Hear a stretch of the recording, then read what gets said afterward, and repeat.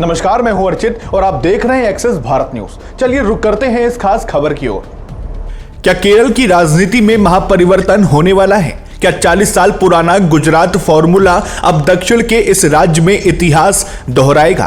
प्रधानमंत्री नरेंद्र मोदी ने तिरुवनंतपुरम की धरती से एक ऐसा दावा कर दिया जिसने विरोधियों के खेमे में हलचल मचा दी है। आज 23 जनवरी 2026 को केरल पहुंचे पीएम मोदी ने साफ शब्दों में कहा कि केरल में बीजेपी सरकार की नींव अब पक्की हो चुकी है। उन्होंने इस बदलाव की तुलना साल 1987 के अहमदाबाद नगर निगम चुनाव से की। पीएम ने कहा कि जैसे अहमदाबाद की जीत ने गुजरात में बीजेपी के विजय रथ का रास्ता खोला था, वैसे ही तिरुवनंतपुरम की जीत अब पूरे केरल को जीतने का मार्ग प्रशस्त करेगी।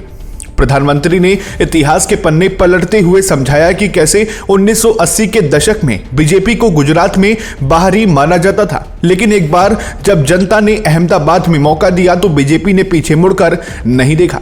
मोदी ने जोर देकर कहा कि तिरुवनंतपुरम नगर निगम में बीजेपी के बढ़ते कदम इस बात का सबूत हैं कि केरल की जनता अब एलडीएफ और यूडीएफ के दशकों पुराने चक्रव्यूह से बाहर निकलना चाहती है। भाषण के दौरान पीएम मोदी ने विकास का कार्ड भी खेला।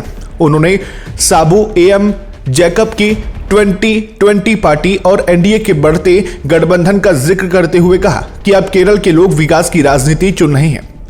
पीएम ने कहा केरल के पास सामर्थ्य है, लेकिन यहां की सरकारों ने इसे भ्रष्टाचार की भेंट चढ़ा दिया है। अब समय आ गया है कि केरल भी डबल इंजन की रफ्तार से आगे बढ़े। पीएम मोदी ने इस दौरान अमृत भारत एक्सप्रेस और पीएम मोदी स्वनिधि योजना का जिक्र करते हुए बताया कि केंद्र की योजनाएं बिना किसी भेदभाव के केरल के हर घर तक पहुंच रही हैं।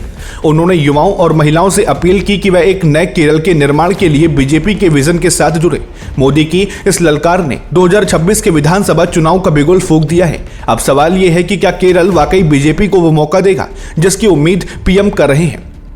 अपनी राय हमें नीचे कमेंट बॉक्स में साझा करें।